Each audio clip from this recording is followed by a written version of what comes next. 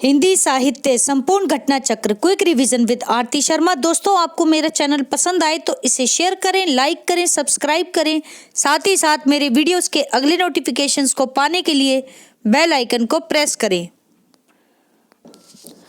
दोस्तों, आज हम करेंगे घटना चक्र का पार्ट 115 यानी 115। तो चलिए देखते हैं अपने अगले प्रश्न। ध्यान दें दोस्तों, तुलसी के वचनों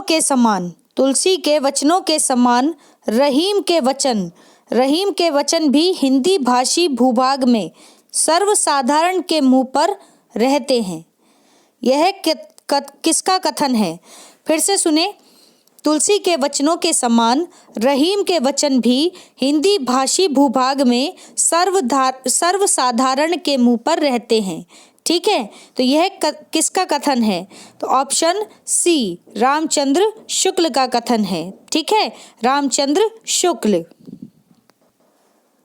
व्याख्या देखते हैं दोस्तों, ध्यान दें। आचार्य रामचंद्र शुक्ल ने हिंदी साहित्य का इतिहास में लिखा है तुलसी के वचनों के समान। किस में लिखा है? पहली बात, हिंदी साहित्य का इतिहास, जो कि 1929 में आया था। किसका? आचार्य रामचंद्र शुक्ल जी का इतिहास। ठीक है, तो उसमें इन्होंने लिखा है तुलसी के वचनों के समान रहीम के वचन भी हिंदी भाषी भूभाग में सर्वसाधारण के मुंह पर रहते हैं। ठीक है, भाषा पर तुलसी का शाही अधिकार हम रहीम का भी पाते हैं। यानी जिस तरह भाषा पर तुलसी का अधिकार था, ठीक है, अवधी भाषा पर, ठीक, तो उसी तरह रहीम का अधिकार भी भाषा पर था। ठीक है, तो यहाँ पर तुलना कर रहे हैं और बता रहे समानता। ठीक है, आगे देखते हैं अगला प्रश्न। अगला प्रश्न है, ध्यान दें। अधिकार खोकर बैठना यह महादुष्कर्म है। अधिकार खोकर बैठना यह महादुष्कर्म है। इस पंक्ति के रचयिता कौन है? ऑप्शन बी मैथिली शरण गुप्त जी की पंक्ति है ये। व्याख्या देखते हैं, गौर करेंगे दोस्तों। प्रस्तुत पंक्ति राष्ट्रकवि मैथिली शरण गुप्त द्वारा रचित जयद्रथ वध के प्रथम सर्ग के प्रथम भाग से अवतरित है। ठीक है, तो मैथिली शरण गुप्त द्वारा रचित कविता है जयद्रथ वध। ठीक है, जिसके पहले सर्ग के पहले भाग से अवतरित पंक्तियां हैं। कौन सी? यही, अधिकार खोकर बैठना महादुष्कर्म है। ठीक है, अन्य महत्वपूर्ण तथ्य देखते हैं, ध्यान देंगे। गांधी जी ने इन्हें राष्ट्र कवि की संज्ञा प्रदान की है। किसकी संज्ञा? राष्ट्र कवि की संज्ञा प्रदान की है। सन 1941 में व्यक्तिगत सत्याग्रह के अंतर्गत जेल गए। ठीक है, यानी 1941 में मैथिली शरण गुप्त जी व्यक्तिगत सत्याग्रह के अंतर्गत जेल भी गए थे और सन 1952 में राज्यसभा के सदस्य मनोनीत भी हुए थे। कब? 1952 में, 1952। अगला बिंदु है, ध्यान दें। तत्कालीन राष्ट्रपति डॉक्टर राजेंद्र प्रसाद कौन थे? डॉक्टर राजेंद्र प्रसाद उस समय के राष्ट्रपति थे, जिन्होंने सन 1962 में 1962 में अभिनंदन ग्रंथ भेंट किया। ठीक है, अभिनंदन ग्रंथ भेंट किया था। ठीक है, अगला बिंदु है, मैथिली शरण गुप्त साहित्य एवं शिक्षा के क्षेत्र में पद्म भूषण से सन 1954 में सम्मानित हुए थे। तो मैथिली शरण गुप्त को 1954 में पद्म भूषण सम्मान भी मिला था साहित्य और शिक्षा के क्षेत्र में। ठीक है, इनके योगदान के लिए। अगला प्रश्न है, ध्यान दें। वह हृदय नहीं है पत्थर है जिसमें स्वदेश का प्यार नहीं। यह प्रसिद्ध काव्य पंक्ति निम्नलिखित में से किस कवि द्वारा रचित है? ठीक है, तो ऑप्शन बी मैथिली शरण गुप्त की पंक्तियां हैं ये। व्याख्या देखते हैं।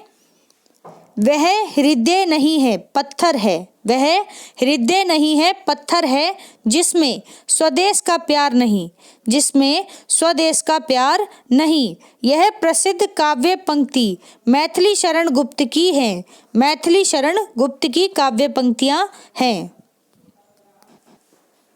अगला प्रश्न है, ध्यान से सुनेंगे। मैं उनका आदर्श नहीं, मैं उनका आदर्श नहीं जो व्यथा न खोल सकेंगे, जो व्यथा न खोल सकेंगे। पूछेगा जग, पूछेगा जग किंतु पिता का नाम न बोल सकेंगे, पूछेगा जग किंतु पिता का नाम न बोल सकेंगे। जिनका निखिल विश्व में कोई कहीं ना, जिनका निखिल विश्व में कोई कहीं ना अपना होगा, जिनका निखिल विश्व में कोई कहीं ना, ऐसे है ये पंक्ति, जिनका निखिल विश्व में कोई कहीं ना अपना होगा। मन में लिए उमंग जिन्हें, मन में लिए उमंग जिन्हें चिरकाल कल्पना होगा, चिरकाल कल्पना होगा। उपर्युक्त पंक्तियां दिनकर की किस रचना की पंक्तियां हैं? तो ऑप्शन बी रश्मि रथी, रश्मि रथी की पंक्ति है ये। मैं उनका आदर्श नहीं जो व्यथा न खोल सकेंगे, पूछेगा जग किंतु पिता का नाम न बोल सकेंगे। तो किसकी रचना? दिनकर की रचना रश्मि रथी से ली गई पंक्तियां हैं। ठीक है,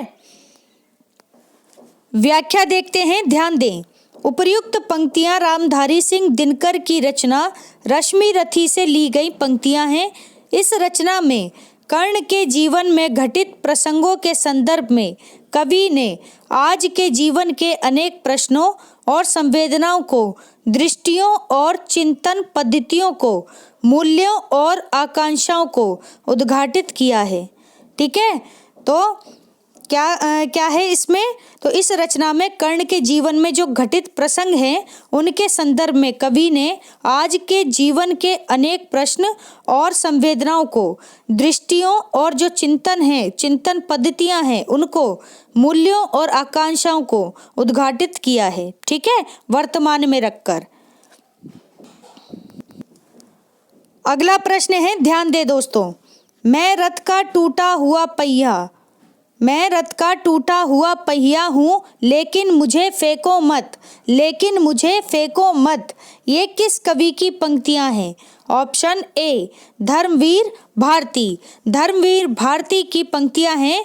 मैं रथ का टूटा हुआ पहिया हूँ लेकिन मुझे फेंको मत। ठीक है, तो व्याख्या देखते हैं, किसकी पंक्ति है? धर्मवीर भारती की। व्याख्या देखें। मैं रथ का टूटा हुआ पहिया हूँ लेकिन मुझे फेंको मत। ये पंक्तियाँ धर्मवीर भारती के टूटा पहिया शीर्षक से लिया गया है। टूटा पहिया, ठीक है, इनकी कविता है, उससे ली गई पंक्तियाँ हैं ये। अगला प्रश्न है, ध्यान दें। मिलन का मत नाम लो, मिलन का मत नाम लो, मैं विरह में चिर हूँ, मैं विरह में चिर हूँ। यह पंक्ति किस रचनाकार की है? ऑप्शन ए महादेवी वर्मा, महादेवी वर्मा जी की पंक्तियां हैं ये। व्याख्या देखते हैं, गौर करेंगे दोस्तों व्याख्या पर। महादेवी वर्मा ने अज्ञात प्रियतम के प्रति, किसके प्रति?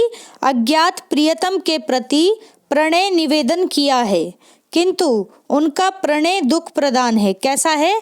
दुख प्रदान प्रणय है। ठीक, वे प्रिय से मिलन की कामना नहीं करती, वे प्रिय से मिलन की कामना नहीं करती, क्योंकि मिलन में तो व्यक्तित्व का ही नाश हो जाता है, क्योंकि मिलन में तो व्यक्तित्व का ही नाश हो जाता है। प्रस्तुत पंक्ति के माध्यम से वे यही दर्शाने का प्रयास कर रही हैं। ठीक है, तो चीजें क्लियर हैं। अन्य महत्वपूर्ण तथ्य भी देख लेते हैं, गौर करेंगे दोस्तों।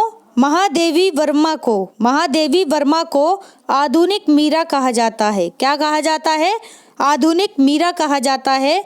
उनके काव्य में विरह की प्रधानता है, उनके काव्य में विरह की प्रधानता है, जो लौकिक ना होकर अलौकिक विरह है। क्या है? जो लौकिक ना होकर अलौकिक विरह है। ठीक है। महादेवी वर्मा के काव्य में रहस्यवादी प्रकृति विद्यमान है। महादेवी वर्मा के काव्य में रहस्यवादी प्रकृति विद्यमान है। मैं नीर भरी दुख की बदली, मैं नीर भरी दुख की बदली, इनकी प्रसिद्ध पंक्ति हैं। ठीक है, किसकी? महादेवी वर्मा जी की। ठीक है, और इनके काव्य में रहस्यवादी प्रकृति मिलती है। ठीक है, और यही कारण है कि इनका प्रियतम कैसा है? अज्ञात है। समझ गए? अज्ञात है तो मीन्स रहस्य तो अपने आप ही हो गया। ठीक है ना। अगला प्रश्न है, ध्यान दें। माधव हम परिणाम निराशा, माधव हम परिणाम निराशा, यह काव्य पंक्ति किस कवि की है? Option B, Vidyapati. विद्यापति की पंक्तियां हैं माधव हम परिणाम निराशा। ठीक है, व्याख्या देखते हैं, गौर करेंगे दोस्तों। जॉर्ज ग्रियर्सन, ठीक है, जॉर्ज ग्रियर्सन ने कहा था कि हिंदू धर्म के सूर्य का अस्त भले ही हो जाए, हिंदू धर्म के सूर्य का अस्त भले ही हो जाए, राधा और कृष्ण में मनुष्य की श्रद्धा और विश्वास भले ही ना रहे, और कृष्ण की प्रेम लीलाओं के प्रति भक्तों का जो अनुराग है वह भले ही ना रहे, तब भी विद्यापति के गीतों के प्रति जो प्रेम है वह पाठकों के हृदय से कभी ना हटेगा। ठीक है, तो कितनी बड़ी बात कही है जॉर्ज ग्रियर्सन ने। ठीक है, आगे देखते हैं। जीवन के अंतिम क्षणों में, जीवन के अंतिम क्षणों में उन्हें निराशा होती है, उन्हें निराशा होती है, उनका लौकिक स्नेह आध्यात्मिक अनुराग बन जाता है। वे कहते हैं कि अपने कर्मों के कारण अगले जन्म में मनुष्य, पशु, पक्षी अथवा कीट पतंगा जो भी बने, पर तुम्हारे ही कीर्तन गायन में उसकी मति लगी रहे। ठीक है, ऐसा कहते हैं। आगे देखते हैं, ध्यान दें। भक्त को भगवान के गुणगान में जो आनंद आता है वह मुक्त अवस्था तक में नहीं मिलता। तो भक्त को भगवान के गुणगान में जो आनंद आता है वह मुक्त अवस्था तक में नहीं मिलता। भक्तों ने उनके सामने वैकुंठ को भी तुच्छ समझा है, वैकुंठ को भी तुच्छ समझा है। इसी सुखानुभूति की कामना विद्यापति करते हैं। कौन? विद्यापति करते हैं। ठीक है, आगे देखते हैं। गौर करेंगे दोस्तों। तातल सैकते वारी बिंदु सम, तातल सैकते वारी बिंदु सम, सुत मिल रमणी समाज, सुत मिल रमणी समाज, तोहे बिसरी मन ताही समर्पिमु, तोहे बिसरी मन ताही समर्पिमु, अब मुझहब कौन काज, अब मुझहब कौन काज, माधव हम परिणाम निराशा, माधव हम परिणाम निराशा। ठीक है, अर्थात पुत्र, मित्र और प्रेमिकाओं से मिलने वाला सुख तप्त बालू पर गिरने वाले जल बिंदु के समान है। यानी जो पुत्रों से, मित्रों से और जो प्रेमिकाओं से मिलने वाला सुख है, कैसा सुख है वो? तप्त यानी तपती यानी गर्म बालू पर गिरने वाली जल की बूंदों के समान है। ठीक है, जो कि क्षण स्थायी और नश्वर है, जो सिर्फ कुछ मात्र क्षणों के लिए रहता है और जिसका नाश होना सत्य है। ठीक है, मतलब जो नश्वर है, नाश होगा ही, वो रहेगा नहीं। ठीक, आगे देखो। हे प्रभु, हे प्रभु, मैंने आपको भूलकर अपना मत इन्हें समर्पित कर दिया था, किंतु अब मेरा क्या हाल होगा, किंतु अब मेरा क्या हाल होगा। हे माधव, लगता है जैसे यह निराशा हमारे सारे जीवन का एकमात्र परिणाम है। ऐसा लगता है कि ये निराशा हमारे सारे जीवन का एकमात्र परिणाम है। ठीक है, तो ये इस प्रश्न की व्याख्या है। अगला प्रश्न है, ध्यान दें। माधव हम परिणाम निराशा, माधव हम परिणाम निराशा पंक्ति किसकी है? ऑप्शन सी, विद्यापति की। विद्यापति की पंक्ति है माधव हम परिणाम निराशा। ठीक है, ध्यान रखें। पीजीटी परीक्षा 2009 का प्रश्न है ये। तो दोस्तों, हमारा आज का ये वीडियो यहीं समाप्त होता है। Thanks for watching. अगर आपको मेरे वीडियोस पसंद आ रहे हैं तो इन्हें लाइक करें, शेयर करें, मेरे चैनल को सब्सक्राइब करें। साथ ही साथ मेरे वीडियोस के अगले नोटिफिकेशंस को पाने के लिए बेल आइकन को प्रेस करें। धन्यवाद दोस्तों।